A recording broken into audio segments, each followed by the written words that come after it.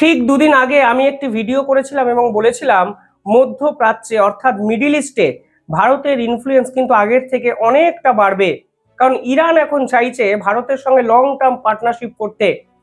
সেই ভিডিওতে আমি দেখিয়েছিলাম ইসরায়েল এবং ইরানের এই যুদ্ধ মিটে যাওয়ার পর ইরানের পক্ষ থেকে একটি অফিসিয়াল চিঠি লেখা হয়েছিল ভারতীয়দের উদ্দেশ্যে। সেখানে তারা ভারত সরকারকে ভূয়সী প্রশংসা বার্তায় ভরিয়ে দেন। তারা ভারতীয় নাগরিকদের প্রশংসা করেন, এমনকি ভারতের একাধিক প্রফেশনাল সেক্টরের মানুষদের প্রতি তারা কৃতজ্ঞতা বোধ করে। সাংবাদিক বলুন, সোশ্যাল অ্যাক্টিভিস্ট বলুন, বিভিন্ন মাধ্যমের যারা সাধারণ নাগরিক তাদেরকে কিন্তু প্রশংসায় ভরিয়ে দেওয়া হয়েছিল ইরানের সরকারের পক্ষ থেকে।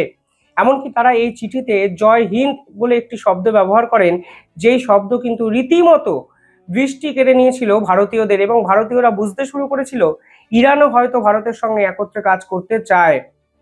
আর এবার ইরানের বিদেশমন্ত্রী সরাসরি ফোন করলেন ভারতের বিদেশমন্ত্রী ডক্টর জয়শঙ্করকে। নিঃসন্দেহে তাৎপর্যপূর্ণ একটি সিদ্ধান্ত, এবং এই ফোন কলের পর এই যে সম্ভাবনা তৈরি হয়েছিল যে মিডিল ইস্টে ভারতের ইনফ্লুয়েন্স বাড়বে, সেই সম্ভাবনার তত্ত্বই কিন্তু আরো জোরদার হয়ে যায়। এমনকি 3 থেকে 4টে কারণ আছে যে কারণের জন্য ভারতও চায় ইরানের সঙ্গে বন্ধুত্ব বজায় রাখতে। এটা ভারত এবং ইরানের যৌথ পথ চলাতে কিন্তু নতুন মোড় নিয়ে আসতে পারে, তা 100% নিশ্চিত বিশেষজ্ঞরা। ইতিহাস কি বলে দেখুন, ইরানের সঙ্গে যদি আপনি ভারতের ইতিহাস দেখবেন শেষ 10 বছর ভারত কিন্তু অ্যাগ্রেসিভলি ইরানের উপর ইনভেস্ট করেছে। সেই ইনভেস্টমেন্ট শুধুমাত্র ফিনান্সিয়াল ইনভেস্টমেন্ট নয়, সেটা তো আছেই, ডিপ্লোম্যাটিক স্তরে ইরানকে বাজি ধরে ভারতবর্ষ কিন্তু একাধিক গুরুত্বপূর্ণ পদক্ষেপ নিয়েছে। কিন্তু আমেরিকা এবং ইসরায়েলের জন্য ইরানের সঙ্গে অ্যাগ্রেসিভলি ভারতবর্ষ কিন্তু কখনোই খুলে ব্যাটিং করতে পারেনি, যা এবার ভারতবর্ষ পারবে। কারণ ডোনাল্ড ট্রাম্প নিজে এই সিজফায়ার করাতে চেয়েছেন। এমনকি ডোনাল্ড ট্রাম্প স্টেটমেন্ট দিয়েছেন চীন যেন ইরানের থেকে আগের থেকে অনেক বেশি তেল কেনে। অর্থাৎ ডোনাল্ড ট্রাম্প বুঝিয়ে দিয়েছেন ইরানকে নিয়ে তার আর কোনো সমস্যা নেই। ডোনাল্ড ট্রাম্পের সমস্যা মানে আমেরিকার সমস্যা। কারণ ইরানের সঙ্গে যারাই ব্যবসা বাণিজ্য করে তাদের উপর আমেরিকা স্যাংশন লাগানোর চেষ্টা করে। আর এই স্যাংশন লাগানো থেকে বাঁচতে ভারতও কিন্তু অনেক ক্ষেত্রে ধীরে চলো নীতি নিয়েছিল। যদিও পলিটিক্যাল একাধিক রিলেশন ভারত এবং ইরানের মধ্যে কিন্তু বিভিন্ন সময় গড়ে উঠেছে। আমি খুব পিছনে যেতে চাইছি না। 1950 সালে 15ই মার্চ প্রথমবারের জন্য ইরান এবং ইসরায়েলের কিন্তু ফ্রেন্ডশিপ ট্রিটি সইসাবুত হয়। পরবর্তীকালে শ্রী অটল বিহারী বাজপেয়ী, যিনি কিনা ভারতবর্ষের প্রধানমন্ত্রী ছিলেন, তিনি তেহরান ডিক্লারেশনে সই করেন 2001 সালে। দেখুন, এই তথ্যগুলো যেগুলো আমি আপনাদের সামনে বলছি বা বলবো, সেগুলো কিন্তু ভারত সরকারের অফিসিয়াল ওয়েবসাইট থেকে নেওয়া। আপনি যদি ভারতের বিদেশ মন্ত্রকের ওয়েবসাইটে যান তাহলে দেখতে পারবেন ইরান এবং ভারতবর্ষের সম্পর্ক নিয়ে একটি আলাদা সেক্টর করা হয়েছে। অর্থাৎ ভারতবর্ষ বুঝিয়ে দিতে চাইছে তারাও ইরানকে নিয়ে একইভাবে সিরিয়াস যতটা ইরান ভারতকে নিয়ে সিরিয়াস। কারণ মিডিল ইস্টে ডমিনেন্ট বা ভারত কিন্তু এর আগে এইভাবে করতে পারেনি যা এখন করতে চাইছে। ইতিহাস যদি দেখবেন ভারতবর্ষ কিন্তু মিডিল ইস্টকে কন্ট্রোলই করতে পারেনি কখনো। হ্যাঁ, কিছু ক্ষেত্রে প্রভাব বিস্তার করেছে বিভিন্ন দেশের সঙ্গে সম্পর্ক তৈরি করতে, কিন্তু ইরানকে কেন্দ্র করে ভারতবর্ষ একটি পোর্ট নির্মাণ করছে, এবং সেই ডিপ্লোম্যাটিক প্ল্যানে বা জিওপলিটিক্যাল প্ল্যানে আমাদের প্রতিবেশী দেশ পাকিস্তানকে বাইপাস করার একটা পরিকল্পনা করা হয়েছে। এর থেকে বড় ডমিনেন্স ভারতবর্ষ কিন্তু এর আগে কখনো করতে পারেনি, যা আমি আপনাদের বলতে চাইছি। যাই হোক, তথ্য কি বলছে, এক্সটার্নাল যে হোম অ্যাফেয়ার্স যে দপ্তর আছে তার তথ্য এখানে বলা হয়েছে 2016 সালে মে মাসে নরেন্দ্র মোদী প্রথমবারের জন্য ইরান সফরে যান। অর্থাৎ 2014তে দায়িত্ব নিয়ে ভারত প্রথম থেকেই ইরানকে নিয়ে কিন্তু অ্যাগ্রেসিভ মুভ করার চেষ্টা করেছেন। পরবর্তীকালে ভারতবর্ষ ইরানের সঙ্গে ট্রানজিট একটি এগ্রিমেন্ট সই করে, যেখানে ভারতবর্ষ ইরান এবং আফগানিস্তানকে নিয়ে তারা একটি নতুন রাস্তা চালু করবে, এই রকম কথাবার্তা কিন্তু হয়, যা কিন্তু ভারতের ইতিহাসেও নজিরবিহীন ছিল। কারণ এই রাস্তা কিন্তু সম্পূর্ণভাবে করার পরিকল্পনা হয়েছিল পাকিস্তানকে বাইপাস করে। 2018 সালে ইরানের প্রেসিডেন্ট প্রথমবারের জন্য ভারতে আসেন। সে সময় আরো একটি চুক্তি হয়, এবং সেই চুক্তির কোট আনকোট পোশাকি নাম ওই সময় বলা হয়েছিল greater connectivity towards prosperity through greater connectivity. এইরকম একটি ক্যাম্পেইন লঞ্চ করা হয়েছিল, এবং যে ভারত এবং ইরান একত্রে ওই সময় করেছিল। 2024-এ ফিরুন, যা অত্যন্ত গুরুত্বপূর্ণ একটি বছর এবং ইসরায়েল এবং ইরানের যুদ্ধের ঠিক আগের বছর। 2024-এ নীতিন গডকরি ইরানের শপথ গ্রহণ অনুষ্ঠানে কিন্তু যান। মে 2024-এ পরবর্তীকালে লং টার্ম যে কন্ট্রাক্ট চাবাহার বন্দরকে নিয়ে ছিল ইরান এবং ভারতবর্ষের হওয়ার কথা, ঠিক সেখানে ভারতবর্ষের আরও এক মন্ত্রী কিন্তু উপস্থিত ছিলেন। 2021-এ জুলাই এবং আগস্টে ডক্টর জয়শঙ্কর নিজে ইরান সফরে গেছিলেন 2 মাসে 2 বার, যা চাবাহার বন্দর কেন্দ্রিক একাধিক আলোচনাকে আরও ত্বরান্বিত করেছিল। অর্থাৎ ইতিহাস যদি দেখেন, দেখবেন ইরানের সঙ্গে ভারত কিন্তু শেষ 10 বছর লাগাতারভাবে আলোচনা করেছে এবং আজকে কিন্তু তার রেজাল্ট পাচ্ছে। ডিপ্লোম্যাসির একটি অ্যাডভান্টেজ বা ডিসঅ্যাডভান্টেজ কিভাবে আপনারা দেখবেন জানি না, এটা সুবিধাই হলো লং টার্ম ইনভেস্টমেন্ট কিন্তু এগুলোকে বলা হয়, যেগুলো রিটার্ন পাওয়া যায় কিছুটা কম সুদের হারে, কিন্তু যে রিটার্ন পাওয়া যায় সেটি সলিড হয়। দেখুন, একটি দেশের সঙ্গে 2016 সালে প্রথম প্রধানমন্ত্রী নরেন্দ্র মোদী দায়িত্ব নিয়ে ইরানে গেলেন। আজকে ইরান 2025 সালে এসে ভারতবর্ষকে ধন্যবাদ জানাচ্ছে। রেজাল্টটা কিন্তু পেলেন 9 বছর পর। এর মাঝখানে কিন্তু নীতিন গডকরি গেছেন, ডক্টর জয়শঙ্কর 2021-এ বারংবার গেছেন। 2016-র পরবর্তী সময় ইরান এবং ভারতবর্ষের ট্রানজিট করিডর নিয়ে চুক্তি হয়েছে, চাবাহার পোর্টে ইনভেস্টমেন্ট নিয়ে কথাবার্তা হয়েছে। কিন্তু আন্তর্জাতিক স্তরে একটি যুদ্ধ থামার পর আপনাকে ধন্যবাদ জ্ঞাপন হচ্ছে, এর থেকে বড় স্বীকৃতি কিন্তু ইরানের পক্ষ থেকে এর আগে কখনো আসেনি। এখানে ইতিহাসটা শেষ নয়। আপনি যদি পরবর্তীকালে দেখেন, দেখবেন শুধু চাবাহার পোর্ট নিয়ে হয়তো আলোচনা হয়, কিন্তু ইরানে কিন্তু ভারতবর্ষ আরও কিছু ইনভেস্টমেন্ট করেছে। তার মধ্যে উল্লেখযোগ্য হলো ফারজাদ গ্যাস ফিল্ড। এই ফারজাদ গ্যাস ফিল্ডে ভারতীয় কোম্পানিরা প্রায় $20 বিলিয়ন ইনভেস্ট করবে এবং সেই ইনভেস্ট করে পেট্রোকেমিক্যাল এবং ফার্টিলাইজার ওরিয়েন্টেড একাধিক প্রোডাক্ট তৈরি করার জন্য প্ল্যান্ট তৈরি করা হবে স্পেশাল ইকোনমিক জোনে, যা কিন্তু ভারতের জন্য অত্যন্ত ইম্পর্টেন্ট একটা বিষয়। পরবর্তীকালে ডোনাল্ড ট্রাম্প 7ই আগস্ট 2018 সালে প্রথমবারের জন্য যখন ইরানের উপর স্যাংশন লাগিয়ে দেন, তখন কিন্তু ভারত ইরানের সঙ্গে এই সকল চুক্তিগুলো থেকে একটু স্লত হয়ে গেছিল, একটু ধীর গতি কিন্তু নিয়েছিল, কারণ কোনো অবস্থায় আমেরিকার স্যাংশনের মুখে ভারত পড়তে চায়নি। প্রথম স্যাংশন ডোনাল্ড ট্রাম্প লাগান 2018 সালের 7ই আগস্ট, দ্বিতীয় স্যাংশন লাগান নভেম্বরের 2018-তে।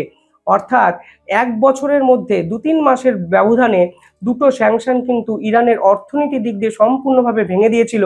তারপরেও ভারতবর্ষের বিদেশমন্ত্রী ডক্টর জয়শঙ্কর 2021-এর জুলাই এবং আগস্টে ইরান সফরে যান, যার রেজাল্ট কিন্তু আজকে 2025-এ এসে আপনারা পাচ্ছেন, ভারতবর্ষ পাচ্ছে এবং ভারতবর্ষ মনে করছে এই মুহূর্তে ইরানের সঙ্গে সম্পর্ক আরও জোরদার করা উচিত, কারণ অন্তত 2018-র মতো ডোনাল্ড ট্রাম্পের স্যাংশনের মুখে ভারতবর্ষকে পড়তে হবে না। অত্যন্ত ইন্টারেস্টিং। তারপর কিছু মাস আগে এই যে যুদ্ধটা চলছিল, মানে কিছুদিন আগে, সে সময় কিন্তু ইরান ভারতের জন্য এক ধামাকাদার পদক্ষেপ নেয়। ইরান কিন্তু ইসরায়েল এবং এই যুদ্ধের মাঝে তাদের এয়ার স্পেসকে বন্ধ করে রেখেছিল, কিন্তু এই যে বন্ধ করে রেখেছিল, এতে কিন্তু কয়েক হাজার ভারতীয় নাগরিক ইরানে আটকা পড়ে।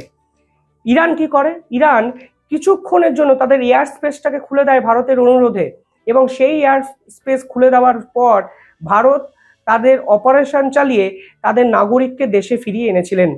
ইসরায়েলও জানতো যেহেতু ভারতের জন্য তারা এয়ার স্পেস খুলেছে, ইরান খুলেছে, তাই এই সময় কোনো রকম আক্রমণ করা সম্ভব নয়। এখানেই বলা হয় ডিপ্লোম্যাটিক সাকসেস, যেখানে ইরানও জানে ভারতের বন্ধু ইসরায়েল, তাই কোনো অবস্থায় ইসরায়েল এই এয়ার স্পেস খোলার সময়টাকে ব্যবহার করবে না।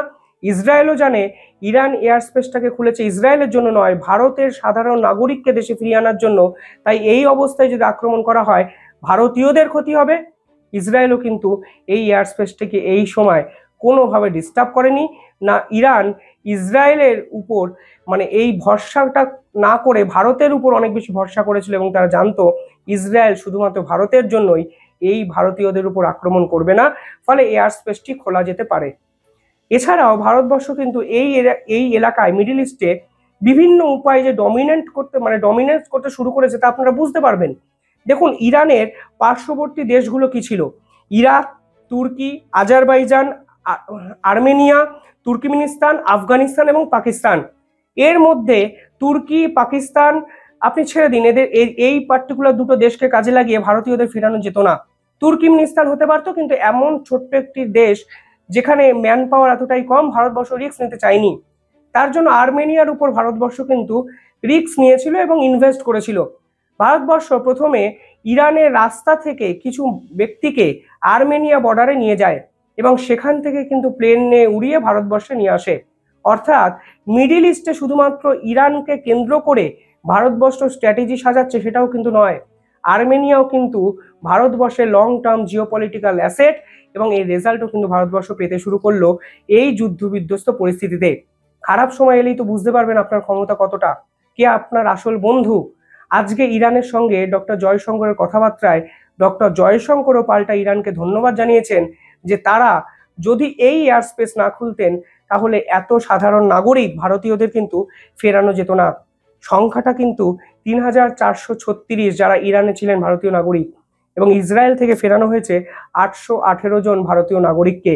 ইন্ডিয়ান এয়ারফোর্স ফিরিয়েছে, কিন্তু এর পিছনে এত বড় যে একটা ডিপ্লোম্যাটিক খেলা ছিল, একটা ইতিহাস ছিল, একটা বর্তমান ছিল, তা হয়তো আপনারা বুঝতেও পারেননি, জানেনও না।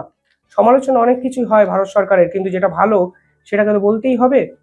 আজকের দিনে দাঁড়িয়ে এই যে ইরান এবং ইন্ডিয়ান রিলেশনশিপ বিল্ড আপ হলো, এতে ভারতবর্ষ 4টি দিকে তাদের ডিপ্লোম্যাটিক স্তরে কিন্তু সুযোগ সুবিধা পাবে। প্রথমত ভারতবর্ষ এটা বুঝেছে ইরানের উপর আমেরিকান ইনফ্লুয়েন্স কিন্তু কমতে শুরু হয়ে যাবে। অর্থাৎ ইরান এবং আমেরিকা বা ইসরায়েলের এই দৌরাতে ইরান যে আমেরিকার কাছে সম্পূর্ণ আত্মসমর্পণ করেনি তা ভারত জানে, এবং ইরান জানে যে আমেরিকা ভারতকেও ডমিনেট করতে চায়, যা ভারত কখনোই মেনে নেবে না। ফলে শত্রুরও শত্রু আমার বন্ধু হয় না। ইরান এবং ইন্ডিয়া এখন একসঙ্গে কাজ করা মানে আমেরিকার উপর পাল্টা চাপ তৈরি করা। 2 নম্বর যেটা হতে পারে, এই ইরানে কিন্তু বিপুল পরিমাণে টাকা ইনভেস্ট করেছে চীন, $240 বিলিয়ন ইনভেস্ট, হিউজ ইনভেস্টমেন্ট। এমনকি ইরানের অর্থনীতি চীনের বিভিন্ন ট্রেডের উপর ডিপেন্ড করে। সেখানে ভারতবর্ষ চাবাহার পোর্ট, একাধিক পেট্রোকেমিক্যাল প্ল্যান্ট, একাধিক এডুকেশন ওরিয়েন্টেড প্রজেক্ট, বিভিন্ন কিছু শুরু করে চীনের ইনফ্লুয়েন্সটা কিন্তু কমাতে চাইছে। আরো ইন্টারেস্টিং তথ্য একটা দিয়ে এডুকেশনের কথা যখন বললাম, এই মুহূর্তে প্রায় 8,000 ইরানিয়ান স্টুডেন্টকে কিন্তু ভারতবর্ষ বিভিন্ন ক্ষেত্রে পড়াশোনাতে সাহায্য করে, এবং 67টি স্কলারশিপ চালু করা হয়েছে ইরানিয়ান স্টুডেন্টদের জন্য। এতে নিঃসন্দেহে চীনের ইনফ্লুয়েন্স কিন্তু কমবে। 3 নম্বর হলো রাশিয়া। এই মুহূর্তে ভারতের সঙ্গে অত্যন্ত ভালো সম্পর্ক রাশিয়ার সঙ্গে অত্যন্ত ভালো সম্পর্ক ইরানের।